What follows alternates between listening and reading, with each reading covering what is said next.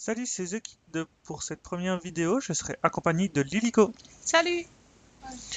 Nous allons regarder un replay du streamer ZFK en peloton avec deux de ses abonnés, le Cook et Drody. Le peloton est composé d'un TVP T5051, un char médium tchèque de rang 10 conduit par ZFK, d'un T57, char lourd américain, et d'un IS-7, char lourd russe.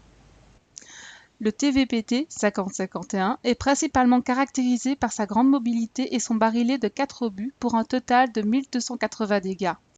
On peut voir que l'équipage en est à sa 5e compétence, tandis que le char est équipé d'un système de ventilation, d'un stabilisateur et d'optique traitée.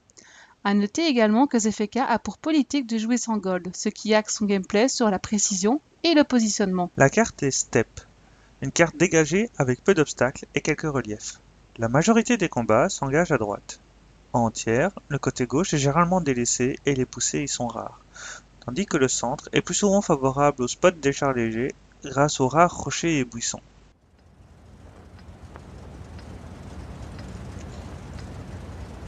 C'est parti pour le replay. Le peloton se dirige vers la gauche.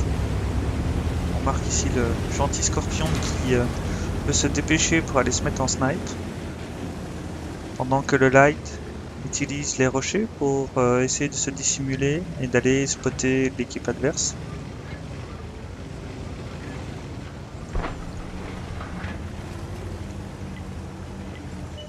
Là, un Batchat ennemi a décidé d'aller spotter lui aussi.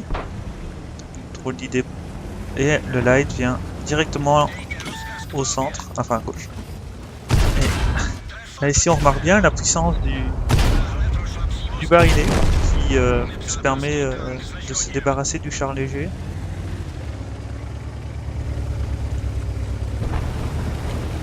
C'est déjà un bon départ avec 2 tués.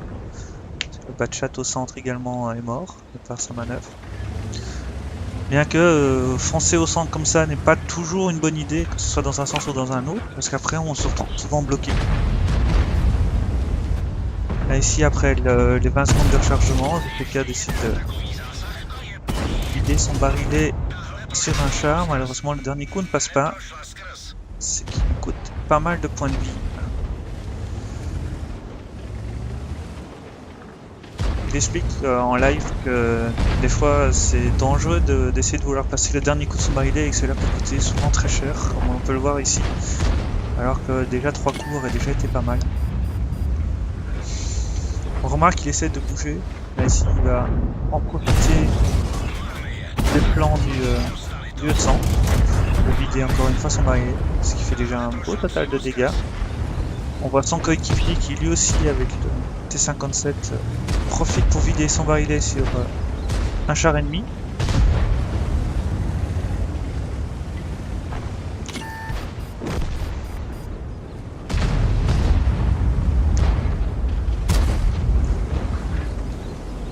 Les E100 essaient de tenir le front, les E100 ennemis essaient de tenir le front et ZFK essaie ici de trouver un angle d'attaque.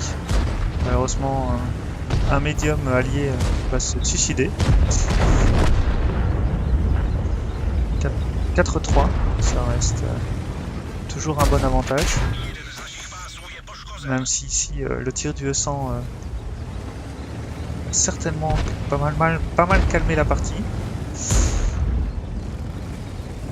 On remarque qu'il essaie de bouger, trouver des angles pour essayer de continuer à placer ses barillets. On peut remarquer que le côté gauche par contre s'est complètement effondré parce qu'il n'y avait personne qui y a été, ou presque personne qui a été. Il faut donc pousser assez vite du côté droit et soit retourner défense, soit terminer de pousser jusqu'à la base ennemie.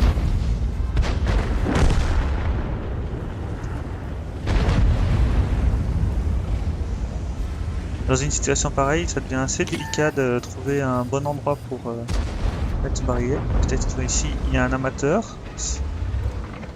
Le char allié se met pas devant. Ah, malheureusement il a bougé au mauvais moment. Un coup pour un coup, mais ZFK en a presque plus de points de vie. On peut également voir le WZ qui spam pour nous dire de faire attention parce qu'il a poussé sans sangler, sans rien, en se mettant complètement perpendiculaire au tir ennemi, ce qui lui a valu de se faire un Morak. 8-4, 9-4, 10-4, oula, là, ça commence à s'inverser. On remarque que les ennemis ont largement poussé du côté gauche et que malgré la supériorité numérique du côté droit, l'équipe qu'on suit a eu beaucoup de mal. Ah, ici, ça a l'air d'être un... Oui, c'est un barillet qui est grandement rentabilisé. On passe de 7-11 à 10-11. Ça permet de pas mal rééquilibrer.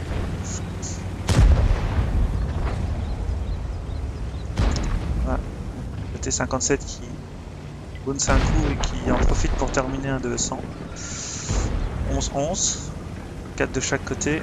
CFK essaie d'aller aider son allié qui s'en sort, mais avec très peu de points de vie.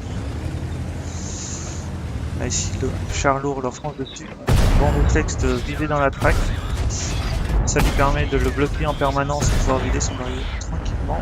Par contre le temps de rechargement est souvent fatal avec si peu de points de vie corps à corps.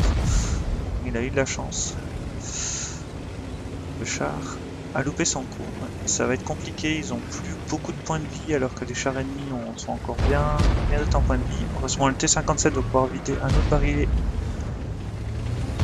Ah, malheureusement il loupe son coup. Et l'IS-7 n'a plus beaucoup de points de vie non plus.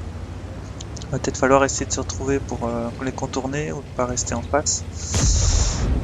Ah, malheureusement la manœuvre. Repasser au-dessus, c'était dangereux. Il ne reste plus qu'à compter sur les coéquipiers pour finir la partie. Le T57 avance, il vient de finir de recharger. Faut pas qu'il loupe. Il lui reste encore 2 coups, plus qu'un. Il l'a fini pendant que, heureusement, le char lourd ennemi a raté son coup et il essaie de venir le finir tranquillement. 4-3-4, pas une bonne partie. À E3, ils ont tué 11 personnes. Ouais. On peut voir quand même partie à 4400 d'XP pour les 5000 de dégâts, 1000 d'XP, voilà, le peloton en premier. Je crois qu'on peut vraiment dire que c'est eux qui ont gagné la partie.